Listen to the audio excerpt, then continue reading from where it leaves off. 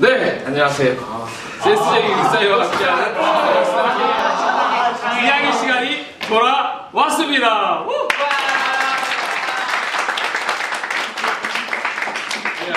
여기 오정호 학생이 겁나 비웃고 있네요. 못생겼어요. 여러분 알고 있다시피 네모나게 못생긴 우리 학생 여전히 오늘도 이 수업에 함께 해주고 있습니다. 원래 밤에 혼자 찍는데 여러분들 요즘에 정신이 없고 할 게 많아가지고 수업 시간을 조금 이용하는 점 여러분 이해를 해주시고요.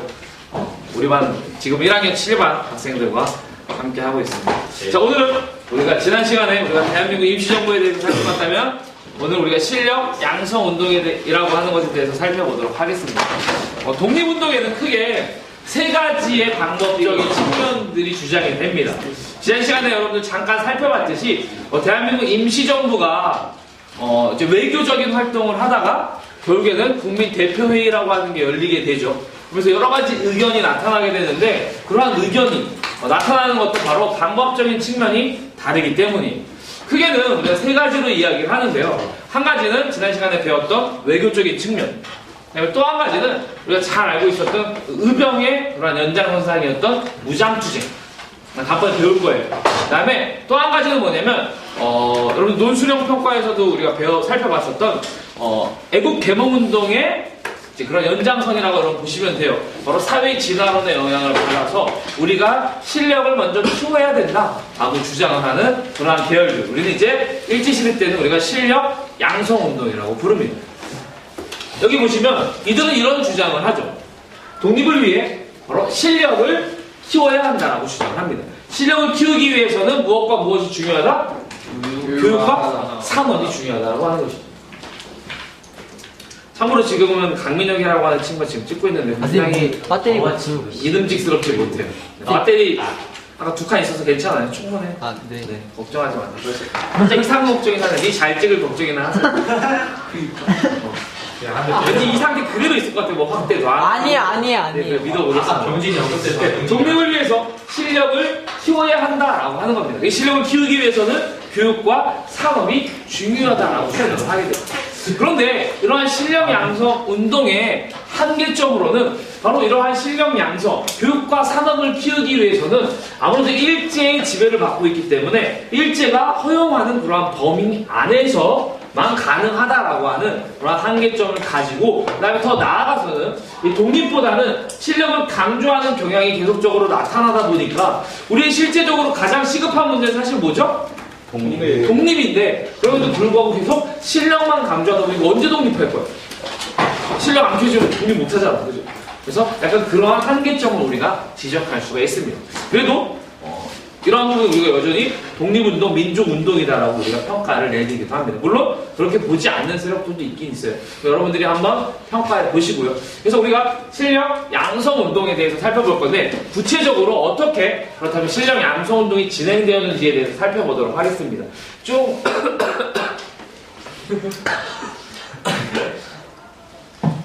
저기 비웃은 거야? 아니죠? 총 3가지로 나타나게 되는데요. 바로 밀립대학 설립운동. 밀립대학 설립운동 뭐 같아요? 뭘 만들자는 것 같아? 대학을 만들자라고 하는 거고요. 문맹 퇴치운동. 글을 못 읽는 사람. 글을 못 읽는 사람 어떻게 하자? 알게 해주자라고 하는 거죠. 그 다음에 3번째 물산 장려운동 뭐 같아요? 우리나라 물건 많이 만들고 많이 사주자라고 하는 그러한 운동들, 산업과 관련된 거죠. 그러한 것들을 동시에 외우세요. 성준이 자기 카메라에도 나오지 않는데 막 머리를 만지고 있는 거야. 나와서 한번 얼굴 비춰볼래요? 머리도 만졌는데? I'm okay. I'm okay? 한번 지나가 보시겠어? 너너너? 오케이. 자, 밀립대학 설립운동부터 먼저 살펴보도록 하죠. 일본이 우리나라 이제 교육시키는 데 있어서 고등교육을 가르치고자 했을까요? 아니면은 저급한, 아니면 우리나라를 통치하는데 필요한 교육만 하고자 했을까요? 필요한 교육만 하게 합니다. 그래서 약간 초등교육 정도만 하게 하는 그런 전략을 짜게 되죠. 그러다 보니까 우리나라가 더욱더 성장하기 위해서는 사실은 고등교육이 필요하죠. 즉, 대학이라고 하는 교육이 필요한데 조선에는 대학교가 없었던 거예요. 그래서 1923년에 조선 밀립대학 기성회라고 하는 게 만들어지면서 이제 대학을 만들기 위해서 우리가 조선 땅에다 우리의 대학을 한번 만들어보자라고 하는 운동을 하게 되죠. 그게 바로 밀립대학 설립 운동이에요. 그래서 돈을 모아야 되겠죠. 그래서 구호를 여러분 잘 아셔야 돼요. 이러한 구호를 바탕으로 해서 이제 모금 운동을 하게 됩니다. 한민족 1천만이 이때는 우리나라 사람들이 몇 명 있었다는 거야? 한 1,000명 정도 있었나 봐. 1천만 명. 한민족 1천만이 한 사람이 얼마씩? 1원씩. 이때는 이제 1원이 나름 큰 돈이었죠. 그러면 이 모임이 얼마야? 1,000만 원. 어렵나요? 1,000만 원이죠. 그래서 이 1,000만 원을 가지고 우리 대학을 설립하자라고 하는 주장을 하게 되죠. 그런데 안타깝게도 성공하지 못하게 됩니다. 왜 그러냐? 우선 첫 번째, 이때 재해와 가뭄이 일어나요. 그러다 보니까 성금을 낼 수 있어요? 없어요? 내기가 어렵겠죠. 그리고 바로 일제는 이러한 밀립대학 설립운동을 방해하기 위해 오히려 이때가 이제 1920년대에 일제가 무슨 통치하던 시기죠? 문화 통치죠. 우리나라에 기만한 행위잖아요. 그래서 여전히 여기에서도 기만을 합니다. 야, 무슨 돈이 있어. 우리 일본이 만들어줄게, 조선 땅에. 아고에서 만든 대학이 경성 제국 대학이라고 하는 것을 빠르게 이것을 막기 위해 설립을 하게 됩니다. 그래서 너희 조선인들도 이 대학에 다녀라고 해서 이 대학을 만들고 우리를 세입을 하게 되죠. 그래서 결국에는 이 밀립대학 설립운동이 실패로 돌아가게 되는 것이죠. 그러니까 이해되나요? 어렵지 않죠? 밀립대학 설립운동을 하기 위해 한민족 1천만이 한 사람이 1원씩이라고 하는 모금운동을 했지만 바로 재해와 가뭄, 일본이 경성제국대학을 건립하면서 실패하게 된다. 되겠습니다. 두 번째 넘어갑니다. 문맹 퇴치운동. 자, 문맹, 이제 글을 못 읽는 사람을 우리가 문맹이라고 이야기를 하죠. 그래서 문맹을 없애겠다라고 하는 운동을 하게 됩니다. 왜 떨려? 아니 안 떨려. 잘 됐다고 박수 치고 있으시죠.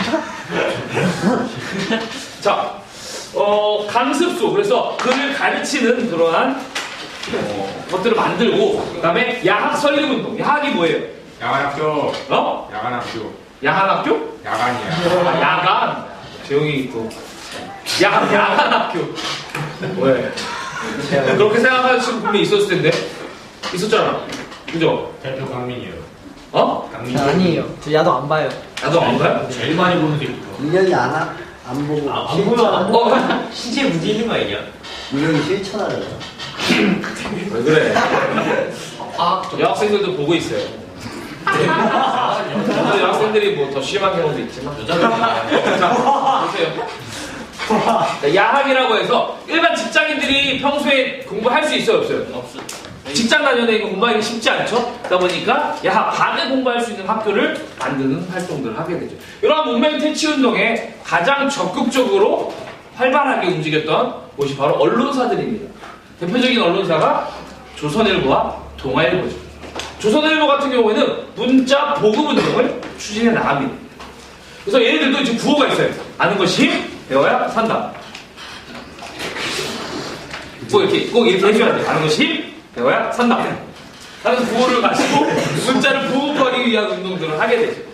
동아일보 같은 경우에는 브나로드 운동이라고 하는 거, 이게 아마 러시아 말일 텐데요. 브나로드라고 하는 건 뭐냐면 지식인들이 민중 속으로 들어가야 된다라고 해서 이제 뭐 대학생들이 방학 때 뭐 시골에 직접 내려가서 민중들을 직접 가르치고 같이 공부하는 그러한 모습들, 그러한 운동들을 진행해 나갔던 것이 바로 동아일보입니다. 그래서 이런 거 잘 아셔야 돼요. 아는 것이 힘, 배워야 산다. 여기에는 한민족 1천만이 한 사람이 이런 찍었어요. 그래요. 뭔가 지금 아마 끊겼을 거예요. 그죠? 배터리가 다 됐었네요. 내가 잠깐 분명히 확인했었는데. 배터리 갈고 다시 시작을 합니다.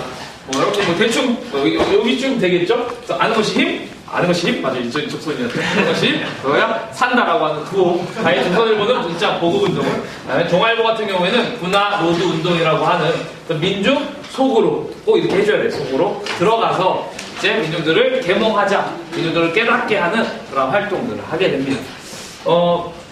여러분들이 바라볼 때 어때요? 괜찮은 활동 같나요? 네. 예. 그렇죠? 근데 백성들에게 글을 가르치자라고 하는 괜찮은 활동이라고 하는 긍정적인 측면도 있지만 이 활동을 부정적으로 바라보는 사람들도 있어요.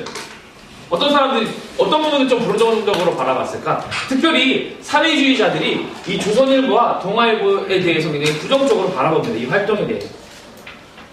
왜 그랬을까요? 바로 야 너희들이 이렇게 문자 보급을 하는 게 실제로 진짜 백성들을 위한 게 아니라 바로 글자 많이 읽히게 하면 어떤 점이 좋을까? 신문사 입장에서 돈 벌어요. 그렇죠. 신문을 많이 사게 하기 위한 거 아니냐.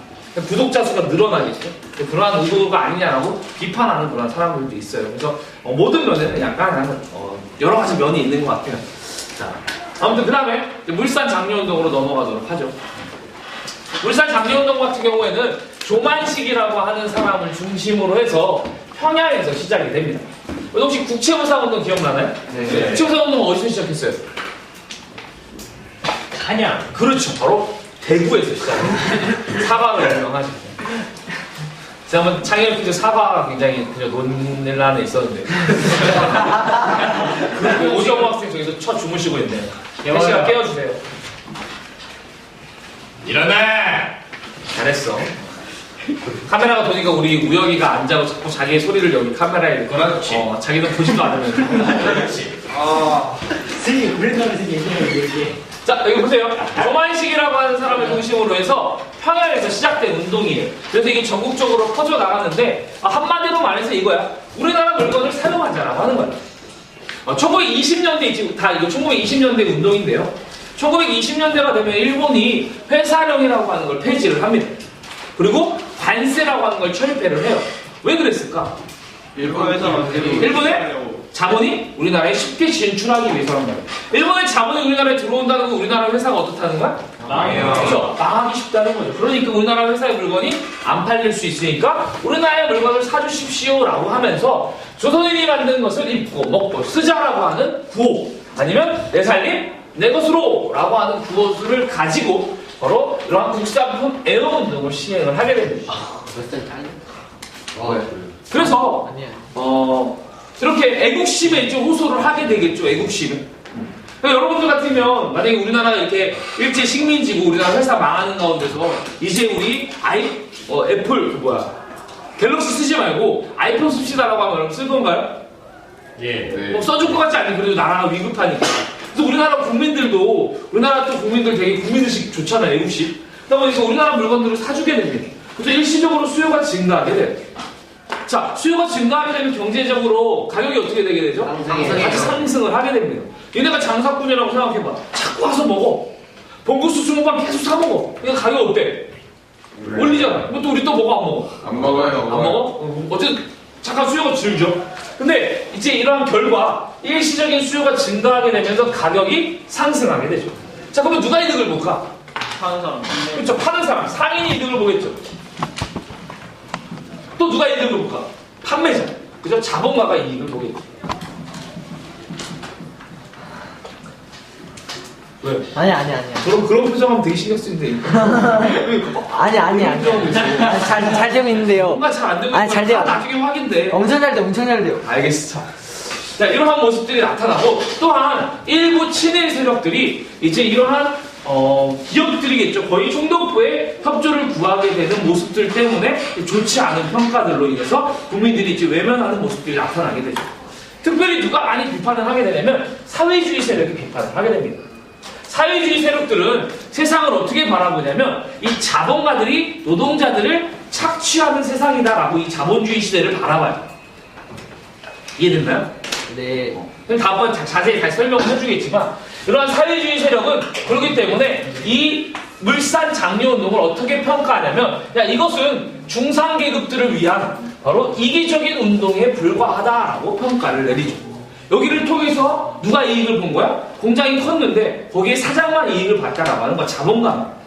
밑에서 노동자들이 막 열심히 일해도 월급도 제대로 오르지 않고 거기에 대한 이득을 자본가들이 가져가는 그러한 이기적인 운동이었다라고 사회주의 세력들은 이 물산 장려 운동을 그렇게 좋게만 바라보지는 않죠. 여기까지 이해됐나요? 예. 이게 실력 양성 운동입니다. 이 실력 양성 운동에 대해서는 이제 여러 가지 평가가 있어요. 실제 민족 운동이다라고 하는 평가도 있는 반면에 아니다, 이거는 민족 운동이 아니다라고 하는 평가를 하는 사람들도 있죠. 그거는 여러분들이 판단하시면 되겠고요. 어쨌든 여기 세력들 중에 이제 많은 사람들이 아무래도 일제가 허용하는 범위 안에서 하다 보니까 친일 세력으로 넘어가거나 아니면 타협적인 일본과 타협하는 모습들이 이제 많이 나타나기도 하는 것이 실력 양성운동의 한 모습이 되겠습니다. 그래서 각 파트별로 여러분들 잘 구분해서 알아주시고 요 모든 것들이 실력 양성운동에 들어간다까지 여러분들이 기억을 하시면 되겠습니다. 여기까지 여러분들 할 거니까요. 수고하셨고요. 공부 열심히 하시길 바라겠습니다.